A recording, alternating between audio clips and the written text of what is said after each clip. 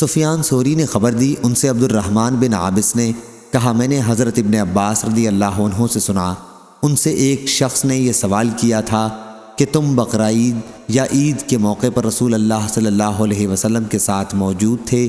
انہوں نے کہا کہ ہاں، اگر میں حضور اکرم صلی اللہ علیہ وسلم کا رشتہ دار نہ ہوتا تو میں اپنی کم سنی کی وجہ سے ایسے موقع پر حاضر نہیں ہو سکتا تھا۔ ان کا اشارہ اس زمانے میں اپنے بچپن کی طرف تھا۔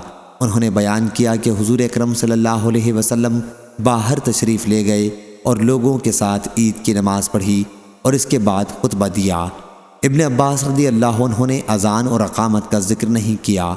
پھر آپ عورتوں کے پاس آئے اور انہیں واعظ و نصیحت کی اور انہیں خیرات دینے کا حکم دیا۔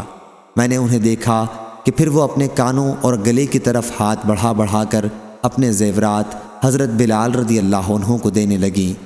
اس کے بعد حضرت بلال رضی اللہ عنہ کے ساتھ حضور اکرم صلی اللہ علیہ وسلم واپس تشریف لائے۔ صحیح بخاری حدیث نمبر 5249۔